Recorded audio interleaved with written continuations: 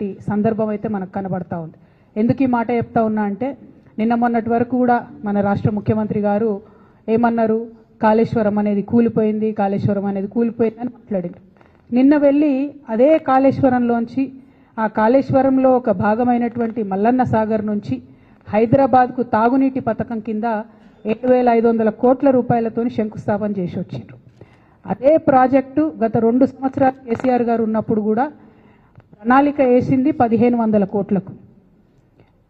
కొండపోచమ్మ సాగర్ నుండి హైదరాబాద్కు నీళ్లు తీసుకొస్తే 1,500 కోట్లలో అయిపోయేదానికి రేవంత్ రెడ్డి గారు మల్లన్న సాగర్ నుంచి హైదరాబాద్కు నీళ్లు తీసుకొస్తా అనేటటువంటి కొత్త ప్రణాళికను తీసుకొచ్చి 1,500 కోట్లతోని హైదరాబాద్ ప్రజల దాహార్తిని తీర్చేదాన్ని 7,500 కోట్ల వరకు పెంచి మెగా కృష్ణారెడ్డి గారు మరిన్ని మేడలు కట్టుకోవడానికి అనుకూలంగా చేస్తున్నారన్న విషయాన్ని ఇవాళ మనం గమనించాలి. మరి ఇటువంటి అన్యాయం 1,500 కోట్లు ఎక్కడ, 7,500 కోట్లు ఎక్కడ? అది రేవంత్ రెడ్డి గారి ఇంటి సొమ్ము కాదు కదా, తెలంగాణ ప్రజల సొమ్ము.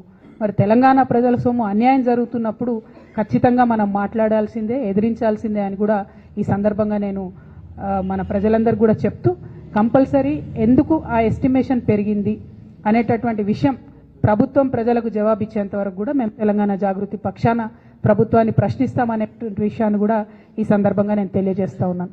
ఎట్ ద సేమ్ టైం ఎట్లా అయితే అన్యాయాన్ని ప్రశ్నించాలో అట్లానే మనవాడు అనుకున్నప్పుడు ఒక మేధావి రిటైర్డ్ సుప్రీంకోర్టు జస్టిస్గా పనిచేసినటువంటి వ్యక్తి సుదర్శన్ రెడ్డి గారు, మరి అటువంటి బిడ్డకు వైస్ ప్రెసిడెంట్ ఆఫ్ ఇండియాగా ఒక కంప్లీట్ ఆపోజిషన్ పార్టీ అభ్యర్థిగా దేశంలో ఉన్నటువంటి అనేక పార్టీలు సపోర్ట్ చేసినటువంటి వ్యక్తి గెలవాలని కోరుకోవడం కూడా అది డెఫినెట్గా ఒక పాజిటివ్ ప్రాంతీయవాదం అవుతుందని చెప్పి నేను మనస్ఫూర్తిగా భావిస్తూ ఉన్నాను. ఇది పార్టీలకు అతీతంగా తెలంగాణ బిడ్డ కాబట్టి ఆయనకు ఒక అవకాశం వచ్చింది కాబట్టి. అంటే నేను ఒక వ్యక్తిని ఎప్పుడు జీవితంలో మర్చిపోలేను. శేషన్ గారు అని ఉండే, టిఎన్ శేషన్ గారు అని. ఆయన వచ్చేంత వరకు కూడా ఎవరికి అసలు భారతదేశంలో ఎలక్షన్ కమిషన్ అని ఒకటి ఉందని మా సామాన్య ప్రజలకు తెలియదు. కానీ ఆయన వచ్చిన తర్వాత ఆ పోస్టుకు వన్నే వచ్చింది.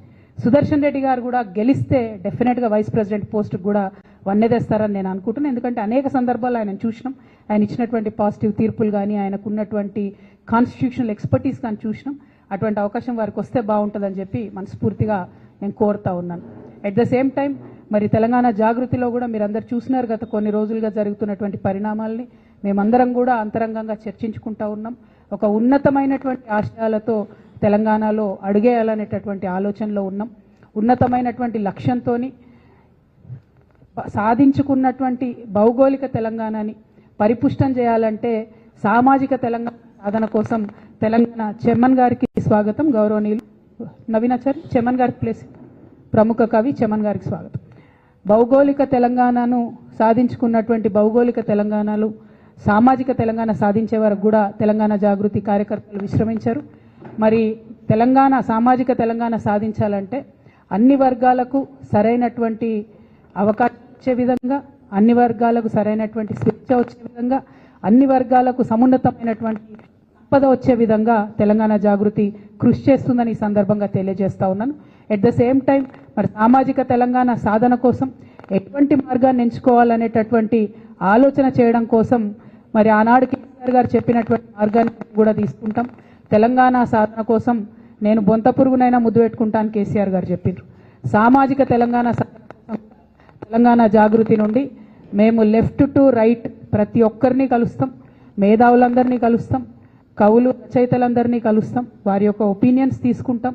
తెలంగాణలో కేసీఆర్ గారి హయాంలో జరిగినటువంటి మంచినంతటి కూడా మనం ఇంకా ఎట్లా తీసుకొని వెళ్ళగలుగుతాం, ఇంకా పరిపుష్టంగా ఎట్లా చేయగలుగుతాం, ఆనాడు చేయకుండా మిగిలిపోయినటువంటి కొన్ని పనులు ఎట్లా ఉన్నాయి, మళ్ళీ మూడోసారి కూర్చుంటే కేసీఆర్ గారు తప్పకుండా సామాజిక తెలంగాణ సాధనలో బలీయంగా కృషి చేసేవారని నేను నమ్ముతున్నాను. వారు అన్ఫార్చునేట్లీ అవకాశం రాలేదు కాబట్టి తెలంగాణ జాగృతి ఆ ఎజెండాను ముందుకు తీసుకుని వెళ్తుందని కూడా ఈ సందర్భంగా తెలియజేస్తూ, మరి కాళోజీ నారాయణరావు గారి జయంతి సందర్భంగా, చాకలైలమ్మ గారి వర్ధంతి సందర్భంగా ఆ మహోన్నతమైనటువంటి వీరులు ఇచ్చేటటువంటి ఆ స్ఫూర్తిని ముందుకు తీసుకెళ్లడానికి ఇక్కడికి వచ్చినటువంటి మిత్రులందరికీ కూడా మళ్ళొకసారి ధన్యవాదాలు తెలియజేస్తా ఉన్నాను. ప్రముఖ కవి చెమన్ గారు, అట్లానే ఉషారాణి మేడం గారు, ఇంకా అనేక